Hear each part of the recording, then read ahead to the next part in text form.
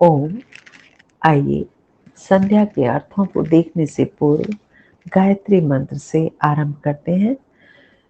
ओम भूर्भुवः स्वः तत्सवितुर्वरेण्यं भर्गो देवस्य धीमहि धियो यो नः प्रचोदयात्।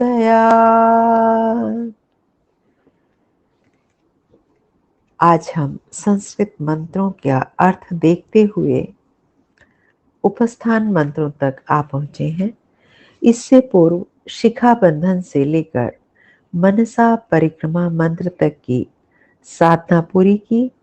उसके पश्चात ही साधक को परमात्मा के समीप आसन बिछाकर बैठने का अधिकार मिलता है। तो आइए उपस्थान मंत्रों को मंत्र पाठ करेंगे। ओम उद्वयं तमसस्परि स्वः पश्यन्त उत्तरं देवं देवत्र सूर्यमगन्म ज्योतिरुत्तमम्। ओम उदुत्यं जातवेदसं देवं वहन्ति केतवः दृशे विश्वाय सूर्यम्। चित्रं देवानामुद्गादनीकं चक्षुर्मित्रस्य वरुणस्याग्नेः आप्राद्यावा पृथिवी अन्तरिक्षं सूर्य आत्मा जगतस्तस्थुषस्य स्वाहा। तच्चक्षुर्देवहितं पुरस्तात् शुक्रमुच्चरत् पश्येम शरदशतं जीवेम शरदशतं शृणुयाम शरदशतं प्रब्रवाम शरदशतमदीनः स्याम शरदशतं भूयश्च शरदशतात्। इन मंत्रों का हमने श्रद्धापूर्वक उच्चारण किया। हम जान रहे थे कि शिखा बंधन से मनसा परिक्रमा तक की साधना पूरी करने के पश्चात ही साधक को परमात्मा के समीप आसन बिछाकर बैठने का अधिकार मिलता है। भक्त जब अपने आप को परमात्मा के समीप और परमात्मा को अपने निकट अनुभव करता है, यही अवस्था उपस्थान की अवस्था होती है। उप और स्थान दो शब्दों से मिलकर ये शब्द बना है। उप का अर्थ होता है समीप और स्थान का अर्थ है बैठना, अर्थात परमात्मा के समीप बैठने का नाम ही उपस्थान है। प्रथम मंत्र में प्रयुक्त उत, उत्तर और उत्तमम शब्द विचारणीय हैं। आइए सर्वप्रथम हम शब्दों के अर्थ देख लेते हैं। वयम हम, तमस है अंधकार से, परि परे, उत उठें, स्वह अर्थात परमात्मा के सुख स्वरूप को, पश्यन्तः देखते हुए अर्थात अनुभव करते हुए, उत्तरम और अधिक उत्कृष्ट स्थिति को, अगन्म प्राप्त हो। तत्पश्चात सूर्यम सूर्य सम प्रकाशमान, सूर्य के समान प्रकाशमान, उत्तमम उस श्रेष्ठ सर्वोत्कृष्ट, देवत्रा देवम देवों की रक्षा करने वाले देव को, ज्योति ही तेज स्वरूप परमात्मा को अगन्म प्राप्त हो। ये शब्दों का अर्थ था। तो हम जान रहे थे कि इस मंत्र में 3 शब्द हैं जिनको हमें सूक्ष्मता से देखना है, विचार करना है। उत, उत्तर और उत्तमम शब्द विचारणीय है। उत का अर्थ है श्रेष्ठ, उत्तर का अर्थ है उससे भी श्रेष्ठ, और उत्तम अर्थात सबसे श्रेष्ठ। ये तीन शब्द तीन अवस्थाओं को बता रहे हैं।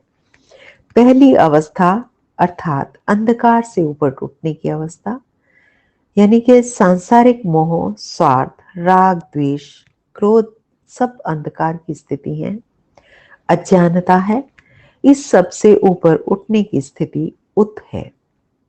अंधकार से ऊपर उठकर साधक ऐसी स्थिति में आ जाता है जहां उसे आत्मा के स्वरूप का ज्ञान होने लगता है, यानी कि वो शरीर से स्वयं को पृथक समझता है। शरीर जड़ है, मैं आत्मा चेतन हूं, ऐसा समझ जाता है। वह अपनी आत्मा के माध्यम से परमात्मा के अंतः प्रकाश के दर्शन की कामना करने लगता है, इससे भी आगे जाने का प्रयास करता है। यह उत से उत्तर की ओर जाने की स्थिति है। अत्यधिक भूख को मिटाने के लिए जब वह ब्रह्म का साक्षात्कार कर लेता है, तब वह उत्तर से उत्तमम अवस्था को प्राप्त कर लेता है। इन अवस्थाओं को इस प्रकार समझा जा सकता है। अगला मंत्र उत तमसह परि, इसी मंत्र को बताया है। उत तमसह परि अर्थात प्रकृति व तत्व ज्ञान, प्रकृति का तत्व ज्ञान, सही से प्रकृति को जान लेना। उत्तर स्वह पश्यन्त, आत्म संबंधी ज्ञान, आत्मा को जान लेना। उत्तम देवम सूर्य मगन में परमात्मा का ज्ञान।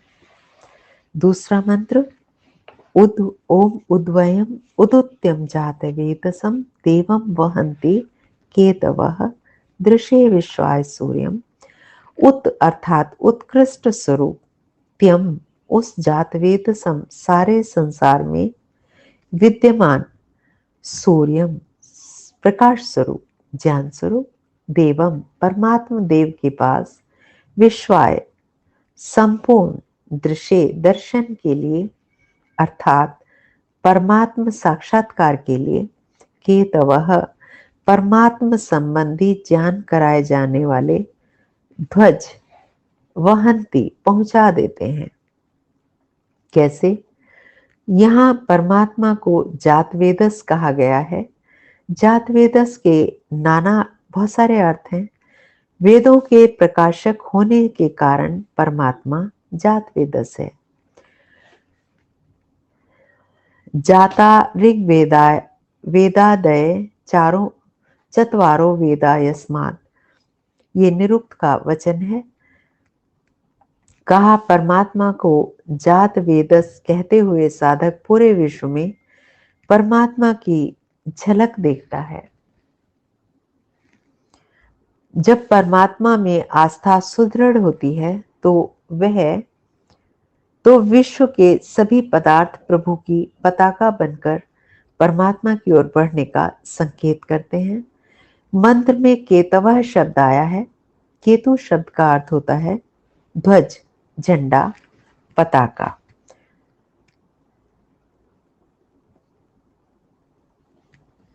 इसमें झंडे संसार में कई हैं, बहुत सारे हैं। जगत की रचना झंडे से रचयिता अर्थात परमात्मा की विद्यमानता का अनुमान होता है। जगत में विद्यमान नियम रूपी जो पताकाएं हैं, उनसे नियामक का अर्थात परमात्मा की विद्यमानता का अनुमान होता है। जगत में विद्यमान सौंदर्य रूपी पताकाओं से सौंदर्य का अनुभव कराने वाला परमात्मा की विद्यमानता का अनुमान होता है। जगत में विद्यमान कारीगरी रूपी जो पताकाएं हैं, ध्वज हैं, झंडियां हैं, विश्वकर्मा के रूप में परमात्मा का अनुमान होता है। इसी प्रकार परमात्मा के दयालुत्व, न्यायकारित्व आदि अनेक रूपों के अनुमान भी जगत में अनेक प्रकार की घटनाओं के द्वारा होते हैं। परमात्मा और उसके भिन्न भिन्न रूपों का परिचय देने वाले अनेक प्रकार के चिन्ह मानो ईश्वर के अर्थात परमात्मा की विद्यमानता की सूचना देने वाले ध्वज हैं, जो सदा जगत में दिखाई देते हुए दिखाई देते हैं। इन सभी ध्वजों में से किसी एक का भी आश्रय ले लिया तो ब्रह्म मार्ग का यात्री अपने गंतव्य तक पहुंच जाएगा। तीसरा मंत्र, ओम चित्रम देवानाम उद्गादनीकम चक्षुर्मित्रस्य वरुणस्याग्नेः आप्राद्यावा पृथ्वी अंतरिक्षम सूर्य आत्मा जगतस्तस्थुषस्य स्वाहा। इसका भी शब्दार्थ देख लेते हैं। देवा नाम देवों की बहुवचन है। चित्रम अद्भुत रूप वाली, अनीकम सेना उद्गात उदय हुई है। हृदय आकाश में यह देव सेना मित वरुण से वरुण तथा अग्नि अग्नि की चक्षु अर्थात आंख, जगतः तस्थुषः स्थावर और जंगम जड़ और चेतन, द्यावा पृथ्वी अंतरिक्ष अंतरिक्षम धरती आकाश और अंतरिक्ष में सूर्य आत्मा सूर्य के समान परमात्मा शक्ति आपरा भरी है। इस मंत्र में साधक अपने उपास्य की महिमा की को अनुभव करता है। उस विश्व नियंता परमात्मा की दिव्य शक्तियां हमारे जीवन का भरण पोषण करती हैं। सूर्य, वायु, अग्नि, जल सभी देवता हैं जो परम पिता की आज्ञा से प्राणी मात्र को जीवन के साधन दे रहे हैं, उनकी सेवा कर रहे हैं। यह परमात्मा का ही अद्भुत प्रबंध है कि वह सूर्य प्रकाश कर रहा है, शुद्ध वायु चल रही है। ये मुख्य देव जो अपने कर्तव्य पथ पर अडिग हैं, परमात्मा की आंख से ही अपना कार्य कर रहे हैं। जिस प्रकार आंख के बिना रास्ता नहीं सूझता, उसी प्रकार परमात्मा की दिव्य दृष्टि के बिना ये भी अंधे हैं, इनके भी नेत्र नहीं है। इन प्राकृतिक देवों की सेना ये संदेश देना चाहती है कि हमारे अनुशासन को देखकर ही चकित मत रह जाना। यह निश्चय पूर्वक जान लेना कि हम देवताओं की सेना के पीछे एक सेनापति अवश्य है। उसी के अनुशासन में यह देव प्राणी मात्र की सेवा कर रही हैं। ये जो देव सेना है ये प्राणी मात्र की सेवा कर रही है। इस देव सेना का अधिष्ठाता वो परमात्मा द्युलोक, पृथ्वीलोक और अंतरिक्ष लोक में आपरा है, अर्थात भरपूर है, व्यापक है। चौथा मंत्र देखते हैं। आज चारों मंत्र हम देख रहे हैं। तत् वह ब्रह्म पदार्थ देख रही हूं। चक्षुः सबका मार्गदर्शक है, नेत्र है वो सबका। देवहितम और देवों का हित करने वाला है। पुरस्तात् सबसे पहले शुक्रम तेजोमय शक्ति जो है। उच्चरत उदय हुए हम उसे। शतम 100 शदह वर्षों तक पश्चिम ज्ञान नेत्रों से देखें। किसे? ईश्वर को। शदह शरदह शतम 100 वर्षों तक जीवेम जिए उसके गुण। शरदह शतम 100 वर्षों तक शृणुयाम सुने। शरदह शतम 100 वर्षों तक प्रब्रवाम बोले। क्या बोले? शरदह शतम 100 वर्षों तक अधीनः श्याम अधीन होकर रहे, किसी के आश्रित न हुए। शतात 100 से भूय अधिक शरदह वर्षों तक भी अधीन होकर रहे। उपस्थान के तीसरे मंत्र में कहा गया है कि परमात्मा अग्नि, वरुण और मित्र की आंख नेत्र हैं। इस मंत्र में पुनः कहा गया तत्चक्षुः वह नेत्र है, अर्थात परमात्मा सारे विश्व की नेत्र है, आंख है। संसार में असंख्य नक्षत्र और तारे हैं। ग्रह, उपग्रहों, धूमकेतुओं, उल्काओं आदि की भी कोई सीमा नहीं है। सृष्टि के आरंभ से ही सभी नक्षत्र, तारे अपने अपने मार्ग पर घूम रहे हैं, गति कर रहे हैं, कभी एक दूसरे से टकराते नहीं हैं। ये तो जड़ पदार्थ हैं। कौन सा नेत्र है, कौन सी दृष्टि है जिससे ये रास्ता देखते हैं? उत्तर मिला, तत्चक्षु। इनकी आंख वह परमात्मा है, वह इनका मार्गदर्शक है। वह परमात्मा देवहितम है, अर्थात परमात्मा देवताओं का हित करने वाला है। परमात्मा उन सभी का हित करता है जो देव कोटि के दिव्य गुणों से युक्त हैं, जो देव कोटि के हैं, जिनकी भावनाएं दिव्य हैं। वस्तुतः परमात्मा सबका हित करने वाला है। अच्छे काम करने वालों को अच्छा फल देकर उनके उत्साह का वर्धन कर उनका हित करता है, और बुरे काम करने वालों को बुरे फल देकर उन और इस प्रकार उन्हें बुरे मार्ग से हटाकर उनका भी हित करता है। जब परमात्मा मनुष्यों को उनके कर्मों के अनुसार फल देने वाला है, तो यह आवश्यक है कि परमात्मा मनुष्यों को चलने के लिए मार्ग बताए, उन्हें कोई नियम दे, कानून दे, क्योंकि कोई भी राजा प्रजा के लिए, हित के लिए ही कानून बनाता है। परमात्मा ने भी वेद के रूप में हमें कानून, संविधान बनाकर वेद के रूप में प्रदान किया है। वेद रूप में परमात्मा ने जिन नियमों का उपदेश दिया है वो शुक्र हैं, पवित्र हैं और निर्मल हैं। वेद का ज्ञान सृष्टि के आरंभ से ही हम मनुष्यों को प्राप्त हुआ है। मंत्र में रखे गए पुरस्तात् शब्द से स्पष्ट होता है कि वेद का ज्ञान अनादिकाल से मनुष्य को प्राप्त होता है। मनुष्य कैसे अपना जीवन जिए, इसका उपदेश मंत्र के दूसरे भाग में दिया गया है। पश्येम शरदः शतम्। हम 100 वर्ष तक अपने जीवन की देखभाल करें। कैसे करें? इसका सबसे बड़ा उत्तर सत्संग, वेद, स्वाध्याय, शिक्षा और संस्थाएं हैं। इनके माध्यम से साधना करते हुए हम अपने जीवन का निरीक्षण करते रहें। निरीक्षण करते हुए बुद्धिपूर्वक तथा नियम पूर्वक जिए, जिससे जीवन कुसंस्कारों से बचा रहे।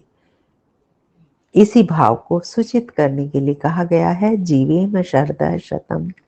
मनुष्य को अपने जीवन काल में सत्य शास्त्रों का श्रवण करना चाहिए।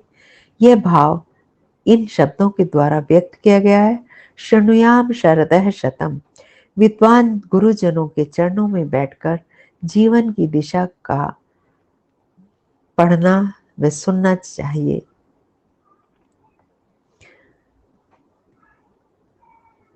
सत्शास्त्रों के श्रवण तथा मनन चिंतन के बाद मनुष्य उस लाभ को केवल अपने तक ही सीमित न रखे, बल्कि अपने ज्ञान व चिंतन का लाभ दूसरों को भी दे, अन्य जनों को भी अपने ज्ञान का उपदेश करे। इसीलिए मंत्र में कहा है, प्रब्रवाम शरदः शतम्। वैदिक ज्ञान का उपदेश परमात्मा ने किया है। वैदिक ज्ञान के अनुकूल अपने जीवन को चलाते हुए हम किसी के प्रति दीन ना हो। इसलिए कहा, आगे कहा, अदीना श्याम शरदः शतम्। भूयश्च शरदः शतात्। परमात्मा की कृपा से 100 वर्ष से अधिक जीने का सौभाग्य मिले तो भी हम अपने जीवन को उपयुक्त प्रकार से चलाते रहें। इसीलिए मंत्र के अंतिम भाग में हम ईश्वर से प्रार्थना करते हैं, भूयश्च शरदः शतात्। आज के मंत्र का यही संदेश, यही उपदेश संध्या करते हैं। ओम शन्नो देवीरभिष्टय आपो भवन्तु पीतये संयोरभिस्रवन्तु नः। ॐ वाक् वाक्, ॐ प्राणः प्राणः, ॐ चक्षुः चक्षुः, ॐ श्रोत्रं श्रोत्रम्, ॐ नाभिः, ॐ हृदयम्, ॐ कण्ठः, ॐ शिरः, ॐ बाहुभ्यां यशोबलम्, ॐ करतलकरपृष्ठे, ॐ भूः पुनातु शिरसि, ॐ भुवः पुनातु नेत्रयोः, ॐ स्वः पुनातु कण्ठे, ॐ मः पुनातु हृदये, ॐ जनः पुनातु नाभ्याम्, ॐ तपः पुनातु पादयोः, ॐ सत्यं पुनातु पुनः शिरसि, ॐ खम्रं पुनातु सर्वत्र, ॐ भूः, ॐ भुवः, ॐ स्वः, ॐ मः, ॐ जनः, ॐ तपः, ॐ सत्यम्,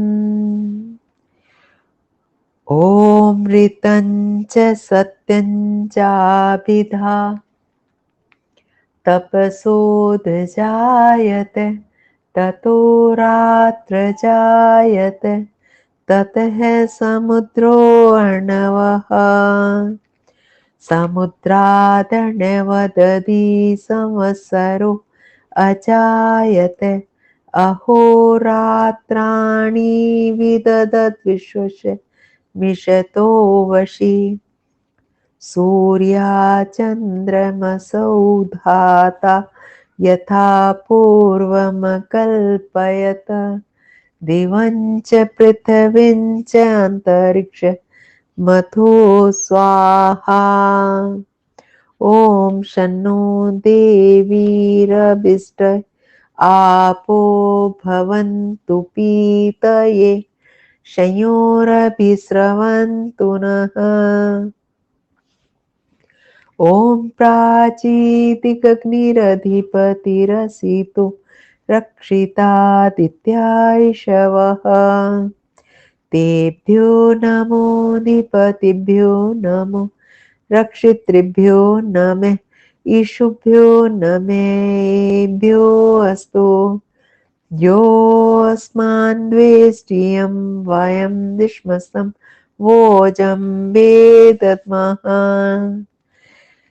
दक्षिणादिगिन्द्रोऽधिपतिस्थिरश्चिराजिरक्षिता पितर इषवः, तेभ्यो नमोऽधिपतिभ्यो नमो, रक्षितृभ्यो नमः, ईशुभ्यो नमेभ्यो अस्तु। योऽस्मान्द्वेष्टियं वयं दिश्मस्तं वोजं भेदद्मः, प्रतीचिदिग्वरुणोऽधिपतिः पृथाकु रक्षिता अन्नमिषवः,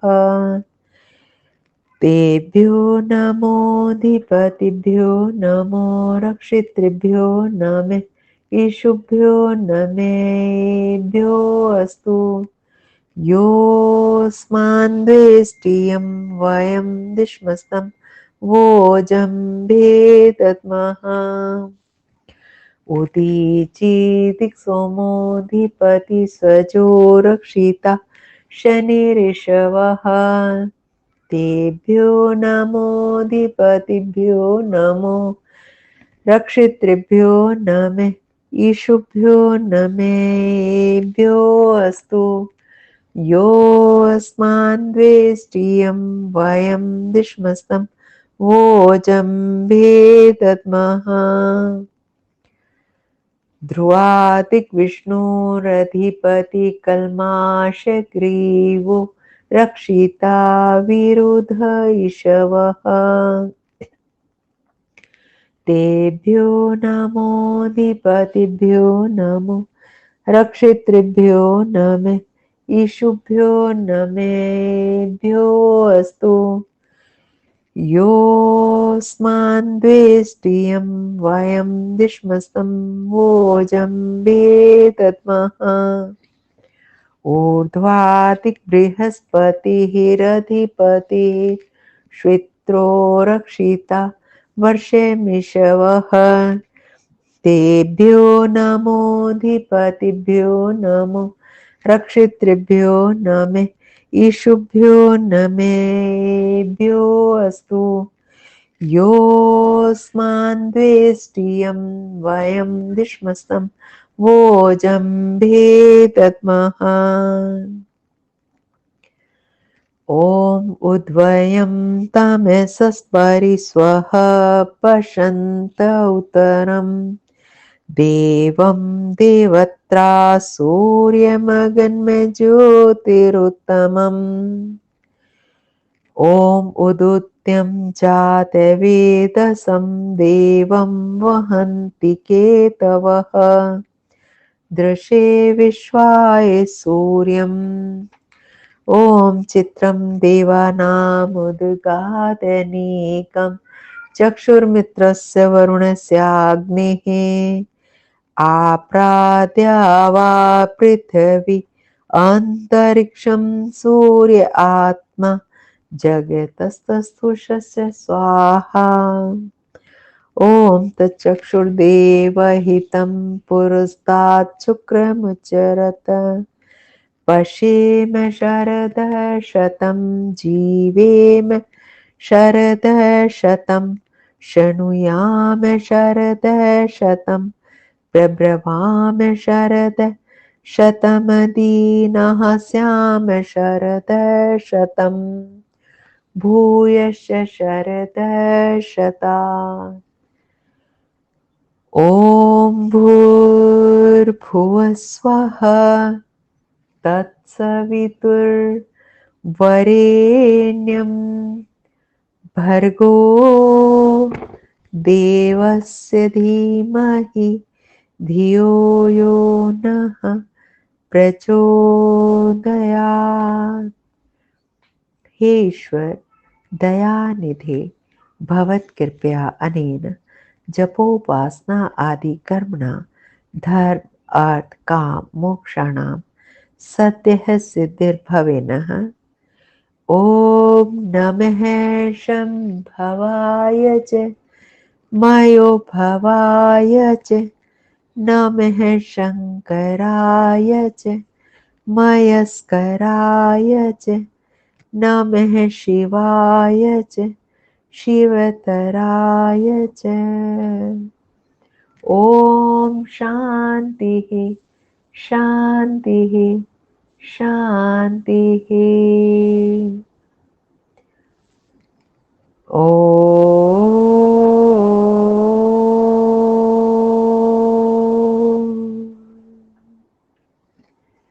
ये शांत के साथ हमारी संध्या संपन्न हुई। ओम इति शम।